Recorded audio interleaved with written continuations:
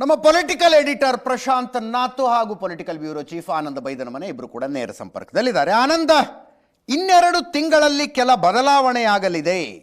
High command ಸೂಚನೆಯಂತೆ ಪಕ್ಷದಲ್ಲಿ ಬದಲಾವಣೆಯಾಗಲಿದೆ. ಬದಲಾವಣೆಗೆ ಸಿದ್ಧರಾಗಿರುವಂತೆ ಸಿಎಂ ಸಿದ್ದರಾಮಯ್ಯ ಸೂಚನೆ ಅಂತ ಸುದ್ದಿ ಕೊಟ್ಟಿದ್ದೀರಿ. ಅದಾದ ನಂತರ ಪರೋಕ್ಷವಾಗಿ ಇದು ಸಂಪುಟ ಬದಲಾವಣೆಯ ಬಗ್ಗೆನೇ ಮಾತಾಡಿದ್ದು ಅಂದಿದ್ದೀರಿ. ಈ ಸಂಪುಟ ಬದಲಾವಣೆ ಬಗ್ಗೆನೇ ಹೇಳಿದ್ದ ಅವರು 2 ತಿಂಗಳಲ್ಲಿ ಆಗಬಹುದಾದ ಬದಲಾವಣೆ ಅಂದರೆ? ಎಸ್ ಅಜಿತ್, ಸಚಿವ ಸಂಪುಟ ಪುನರಚನೆ ಸಂಬಂಧಪಟ್ಟ ಹಾಗೆ ಮುಖ್ಯಮಂತ್ರಿ ಸಿದ್ದರಾಮಯ್ಯವರು ಬಹಳ ಸ್ಪಷ್ಟವಾಗಿ ಅವರು ಹೇಳಬೇಕಾದ ಸ್ಟೈಲಲ್ಲಿ ಹೇಳಿದ್ದಾರೆ. ಹಾಜರಿದ್ದಂಥ ಸುಮಾರು 26 ಜನ ಸಚಿವರ ಪೈಕಿ ಅವರು ಈ ಒಂದು ವಿಷಯವನ್ನು ಪ್ರಸ್ತಾಪ ಮಾಡುವಾಗ ಸುಮಾರು 15 ಜನ ಸಚಿವರುಗಳಿದ್ದರು. ಹೇಳಿದರೆ 2 ತಿಂಗಳಲ್ಲಿ ಕೆಲವು ಬದಲಾವಣೆಗಳಾಗುತ್ತೆ, ಹೈಕಮಾಂಡ್ ಸೂಚನೆಯಿಂದ ಬದಲಾವಣೆಗಳಾಗುತ್ತೆ, ಎಲ್ಲವೂ ಕೂಡ ಅಂದ್ಕೊಂಡಂತೆ ಆದರೆ ನವೆಂಬರ್ ಅಥವಾ ಡಿಸೆಂಬರ್ ಒಳಗೆ ಒಂದು ಬದಲಾವಣೆ ಆಗತ್ತೆ ಅಂತಕ್ಕಂಥ ಮಾತನ್ನು ಹೇಳಿದ್ದಾರೆ. ಇಷ್ಟೇನೆ ಅವ್ರು ಹೇಳಿರ್ತಕ್ಕಂಥದ್ದು. ಸಹಜವಾಗಿ ಅಲ್ಲಿರ್ತಕ್ಕಂಥ ಸಚಿವರುಗಳು ನಮ್ಮ ಜೊತೆ ಮಾತಾಡುವಾಗ ಹೇಳಿರ್ತಕ್ಕಂಥದ್ದು ಎಲ್ಲವೂ ಕೂಡ ಅಂದ್ಕೊಂಡಂತೆ ಆದರೆ ನವೆಂಬರ್ ಲಾಸ್ಟ್ ವೀಕ್ ಅಥವಾ ಡಿಸೆಂಬರ್ ಮೊದಲ ವಾರದಲ್ಲಿ ಸಚಿವ ಸಂಪುಟ ಪುನರಚನೆ ಆಗತ್ತೆ ಅಂತಕ್ಕಂಥ ಪರೋಕ್ಷವಾಗಿ ಸಿ ಎಂ ಅವ್ರು ಹೇಳಿದ್ರು ಅಂತಕ್ಕಂಥದ್ದು. ಯಾಕೆಂತಂದರೆ ಈಗ ಏನು ಸಚಿವರು ಹೊರಗಡೆ ಬಂದು ರಿಯಾಕ್ಟ್ ಮಾಡ್ತಿದ್ದಾರೆ, ಆ ರೀತಿಯಾಗಿರುವಂಥ ಲಘುವಾದ ಸಭೆ ನಿನ್ನೆ ಆಗಿದ್ದಲ್ಲ, ಬದಲಾಗಿ ಅತ್ಯಂತ ಗಂಭೀರವಾಗಿರ್ತಕ್ಕಂಥ ಚರ್ಚೆಗಳಾಗಿದೆ ಮತ್ತು ಗಂಭೀರವಾಗಿರ್ತಕ್ಕ ಸಂದೇಶವನ್ನು ಕೂಡ ಈ ಸಭೆಯ ಮೂಲಕ, ಡಿನ್ನರ್ ಮೀಟಿಂಗ್ ಮೂಲಕ ಕೊಡಲಾಗಿದೆ. ನಾವು ಸಭೆಯಲ್ಲಿ ಭಾಗವಹಿಸಿರ್ತಕ್ಕಂಥ ಹಲವು ಸಚಿವರುಗಳನ್ನು ಮಾತಾಡಿದಾಗಲೂ ಕೂಡ ಆಫ್ ದ ರೆಕಾರ್ಡ್ ಹೇಳಿರ್ತಕ್ಕಂಥದ್ದು ಹೈಕಮಾಂಡಿನ ಒಂದು ಸ್ಪಷ್ಟವಾಗಿರ್ತಕ್ಕಂಥ ಒಂದು ಸಂದೇಶ ಪಡೆದುಕೊಂಡೇ ನವೆಂಬರಲ್ಲಿ ಸಚಿವ ಸಂಪುಟದ ಪುನರಚನೆ ಮಾಡ್ತಕ್ಕಂಥ ನಿಟ್ಟಿನಲ್ಲಿ ಪ್ರಯತ್ನವನ್ನು ಸಿದ್ದರಾಮಯ್ಯವರು ಮಾಡ್ತಾ ಇದ್ದಾರೆ.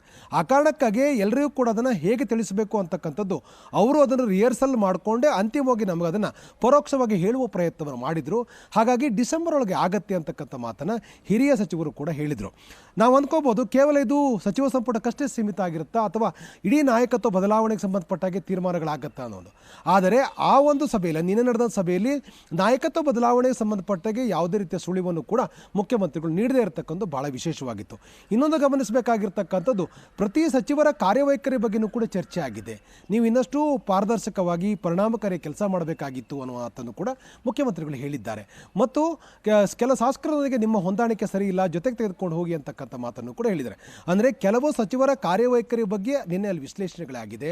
ಹಾಗಾಗಿ ಎಲ್ಲವೂ ಸರಿ ಇಲ್ಲ ಅಂತಕ್ಕಂಥದ್ದನ್ನು ಪರೋಕ್ಷವಾಗಿ ಹೇಳಿರ್ತಕ್ಕಂಥ ಸಿದ್ದರಾಮಯ್ಯವರು ಸರಿಪಡಿಸ್ಕೊಂಡು ಹೋಗಿ ಅಂತಕ್ಕಂಥ ಮಾತನ್ನು ಕೂಡ ಹೇಳಿದ್ದಾರೆ. ನಿನ್ನೆ ಸಭೆಯಲ್ಲಿ ಇನ್ನೊಂದು ಬಹಳ ಪ್ರಮುಖವಾಗಿ ಹೈಕಮಾಂಡ್ ಕೊಟ್ಟಿರ್ತಕ್ಕಂಥ ಟಾಸ್ಕ್ ಬಗ್ಗೆಯೂ ಕೂಡ ಚರ್ಚೆ ಆಗಿದೆ. ಬಿಹಾರ್ ಚುನಾವಣೆ ಯಾರು ಹೋಗಬೇಕು ಯಾರು ಹೋಗಬಾರ್ದು ಅಂತಕ್ಕಂಥ ಚರ್ಚೆ ಆಗಿದೆ. ಈಶ್ವರ್ ಖಂಡ್ರೆ ಅವರು ಕೂಡ ಹೋಗಬೇಕು ಅಂತ ಮುಖ್ಯಮಂತ್ರಿ ಸೂಚನೆ ಕೊಟ್ಟಿದ್ದಾರೆ. ಯಾಕೆಂತಂದರೆ ಈಶ್ವರ್ ಖಂಡ್ರೆ ಅವರ ಕಾಲೇಜಲ್ಲಿ ಓದಿರ್ತಕ್ಕಂಥ ಪಾಠದಲ್ಲಿ ಭಾಳ ಜನ ವಿದ್ಯಾರ್ಥಿಗಳು ಕೆಲಸ ಮಾಡ್ತಾರೆ. ಅಂದರೆ ಇಲ್ಲಿಂದ ಓದಿ ಪಾಸ್ಔಟ್ ಆಗಿರ್ತಕ್ಕಂಥವ್ರು ಪಾಠದಲ್ಲಿದ್ದಾರೆ. ಹಿಂದಿ ಬರ್ತಕ್ಕಂಥ, ಇಂಗ್ಲೀಷ್ ಬರ್ತಕ್ಕಂಥ ಸಚಿವರು ಹೋಗಬೇಕು ಅಂತೇಳಿ ಡೈರೆಕ್ಷನ್ ಕೊಟ್ಟಿದ್ದಾರೆ ಅಂತೇಳಿ ಪ್ರಿಯಾಂಕ್ ಖರ್ಗೆ ಅವರು ಕೂಡ ಹೇಳಿದರು. ನಾವು ಹೋಗ್ತೇವೆ, 1 ವಾರ ಕೆಲಸ ಮಾಡ್ತೇವೆ ಅಂತಕ್ಕಂಥ ಮಾತನ್ನು ಕೂಡ ಪ್ರಿಯಾಂಕ್ ಖರ್ಗೆ ಹೇಳಿದರು. ಮತ್ತು ಭಾಳ ಮುಖ್ಯವಾಗಿ ಯಾರು ಇಂಗ್ಲೀಷ್ ಬರುತ್ತೆ, ಹಿಂದಿ ಬರುತ್ತೆ, ಅವರೆಲ್ಲರೂ ಕೂಡ ಹೋಗಬೇಕು.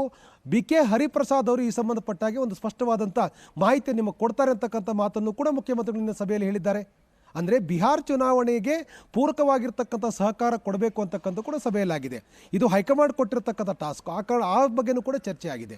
ಸಚಿವ ಸಂಪುಟ ಪುನರಚನೆ ಬಗ್ಗೆ ಚರ್ಚೆ ಆಗಿದೆ. ಭಾಳ ಮುಖ್ಯವಾಗಿ ಈ ಜಿಲ್ಲಾ ಪಂಚಾಯಿತಿ, ತಾಲೂಕು ಪಂಚಾಯಿತಿ, ಗ್ರಾಮ ಪಂಚಾಯತ್ ಚುನಾವಣೆಗಳನ್ನು ಮಾಡಲೇಬೇಕು ಅಂತಲೇ ಹೈಕಮಾಂಡ್ ಕೆಲವು ತಿಂಗಳ ಹಿಂದೆ ಭಾಳ ಸ್ಪಷ್ಟವಾಗಿ ಹೇಳಿತ್ತು. ಕಾನೂನು ಕಾರಣಕ್ಕಾಗಿ, ಇನ್ನು ಬೇರೆ ಕಾರಣಕ್ಕಾಗಿ ಅದು ಮುಂದಕ್ಕೆ ಹೋಗ್ತಾ ಇದೆ. ಸತಾಯಗತಾಯ ತೀರ್ಮಾನ ಮಾಡಲೇಬೇಕು ಮತ್ತು ಎಲೆಕ್ಷನ್ ಮಾಡಬೇಕು. ಯಾಕೆಂದರೆ ಈ ಎಲೆಕ್ಷನ್ ಮಾಡೋದು ಸಹಜವಾಗಿ ಈ ಸರ್ಕಾರದ ಒಟ್ಟಾರೆ ಮೌಲ್ಯಮಾಪನ ಆಗತ್ತೆ. ಈ ಸರ್ಕಾರ ಹೇಗೆ ನಡೀತದೆ ಅಂತಕ್ಕಂಥದ್ದನ್ನ ತಿಳ್ಕೊಳ್ಳಲಿಕ್ಕೂ ಕೂಡ ಸಾಧ್ಯ ಆಗುತ್ತೆ. ಯಾವುದೇ ಕಾರಣಕ್ಕೂ JP ಎಲೆಕ್ಷನ್ ಮುಂಚಿತವಾಗಿ GB ಎಲೆಕ್ಷನ್ ಮಾಡಬೇಡಿ ಅಂತಕ್ಕಂಥದ್ದನ್ನ ಈಗಾಗಲೇ ಹೈಕಮಾಂಡ್ ಹೇಳಿದೆ. ಆ ಬಗ್ಗೆಯೂ ಕೂಡ ಚರ್ಚೆ ಆಗಿದೆ.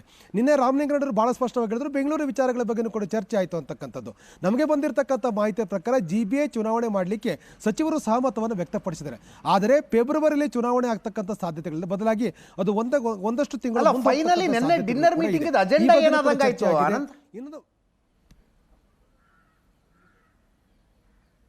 ಎಸ್, ಸಹಜವಾಗಿ ಸಾರ್ವಜನಿಕ ವಲಯದಲ್ಲಿ ರಾಜಕೀಯವಾಗಿ ಶಾಸಕರುಗಳು ಎಲ್ಲರೂ ಕೂಡ ಚರ್ಚೆ ಮಾಡ್ತಾ ಇರ್ತಕ್ಕಂಥದ್ದು, ನಿನ್ನೆ ಸಭೆಯಲ್ಲಿ ಒಂದು ಸಚಿವ ಸಂಪುಟದ ಪುನರಚನೆ ಸಂಬಂಧಪಟ್ಟಾಗೆ ಚರ್ಚೆಗಳಾಗತ್ತೆ, ತೀರ್ಮಾನಗಳಾಗತ್ತೆ ಅಂತಕ್ಕಂಥ ಒಂದು ಅಭಿಪ್ರಾಯಗಳಿತ್ತು. ಆ ಬಗ್ಗೆಯೂ ಚರ್ಚೆ ಆಗಿದೆ. ಬದಲಾಗಿ ಇತರ ರಾಜಕೀಯ ವಿಚಾರಗಳ ಬಗ್ಗೆಯೂ ಕೂಡ ಚರ್ಚೆ ಆಗಿದೆ. ಇನ್ನೊಂದು ಗಮನಿಸಬೇಕು, 45 ನಿಮಿಷಗಳ ಕಾಲ ಉಪಮುಖ್ಯಮಂತ್ರಿ ಏನು DK ಶಿವಕುಮಾರ್ ಅವರು ಇದ್ದರು. ಆದರೆ ಅವರು ಹೋದ ನಂತರದಲ್ಲಿ ಪ್ರತ್ಯೇಕವಾಗಿ ಕೆಲ ಸಚಿವರನ್ನು ಕರೆದು ಮಾತಾಡುವಂಥ ಪ್ರಯತ್ನವನ್ನು ಕೂಡ ಮುಖ್ಯಮಂತ್ರಿಗಳು ಮಾಡಿದ್ದಾರೆ. ಅದರಲ್ಲಿ ಮುಖ್ಯವಾಗಿ ಸಂತೋಷ್ ಲಾಡ್ ಸೇರಿದ ಕೆಲವರನ್ನ ಕರೆದು ಆಗಿರ್ಬೋದು, ವೈಯಕ್ತಿಕವಾಗಿ ಕೂಡ ಮಾತುಕತೆ ನಡೆಸಿದ್ದಾರೆ.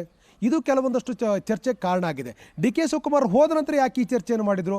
ಆರಂಭಿಕವಾಗಿ ಇಬ್ಬರು ಕೂಡ 20 ನಿಮಿಷಗಳ ಕಾಲ ಚರ್ಚೆಯನ್ನು ಮಾಡಿದ್ರು. ನಂತರದಲ್ಲಿ ಡಿ.ಕೆ. ಶಿವಕುಮಾರ್ ಹೊರಗಡೆ ಹೋದ ನಂತರದಲ್ಲಿ ಪ್ರತ್ಯೇಕವಾಗಿ ಸಚಿವರನ್ನು ಕರೆದು ಮಾತಾಡುವ ಪ್ರಯತ್ನವನ್ನ ಮುಖ್ಯಮಂತ್ರಿಗಳು ಮಾಡಿದ್ದಾರೆ. ಸೊ ಎಲ್ಲವರ ಕಡೆ ಮುಖ್ಯಮಂತ್ರಿಗಳಿಗೆ ಸ್ಪಷ್ಟವಾಗಿರ್ತಕ್ಕಂಥ ಅಜೆಂಡಾ ಇತ್ತು. ಯಾರಿಗೆ ಯಾವುದನ್ನು ಹೇಳಬೇಕಾಗಿತ್ತು ಅಂತಕ್ಕಂಥದ್ದು ಅವರಲ್ಲಿ ಬಹಳ ಸ್ಪಷ್ಟವಾಗಿತ್ತು. ಅವರನ್ನು ಹೇಳಿ ಕಳಿಸಿದರೆ, ಆದರೆ ಬಹಿರಂಗವಾಗಿ ಮಂತ್ರಿಗಳು ಹೊರಗಡೆ ಬಂದು ಮಾಧ್ಯಮ ಕೊಡ್ತಿರ್ತಕ್ಕಂಥ ಬೈಟ್ ರೀತಿ ಲಘುವಾಗಿ ಕೂಡ ಇರಲಿಲ್ಲ. ಅತ್ಯಂತ ಗಂಭೀರವಾಗಿ ಸಭೆಯನ್ನು ಮಾಡಿದ್ದಾರೆ. ಹಲವು ಪ್ರಮುಖವಾಗಿರ್ತಕ್ಕಂಥ ವಿಚಾರದ ಬಗ್ಗೆ ಚರ್ಚೆ ಕೂಡ ಆಗಿದೆ. ಹೈಕಮಾಂಡ್ ಕೊಟ್ಟಿರ್ತಕ್ಕಂಥ ಸಂದೇಶ ಇರ್ಬೋದು, ಮುಖ್ಯಮಂತ್ರಿಗಳ ಬಳಿ ಇದ್ದಂಥ ಅಜೆಂಡಾ ಇರ್ಬೋದು, ಎಲ್ಲದರ ಬಗ್ಗೆ ಕೂಡ ವಿಸ್ತೃತವಾಗಿರುವಂಥ ಚರ್ಚೆ ಮಾಡುವ ಪ್ರಯತ್ನವನ್ನು ನಿನ್ನೆ ಡಿನ್ನರ್ ಮೀಟಿಂಗ್ನಲ್ಲಿ ಮಾಡಿದ್ದಾರೆ.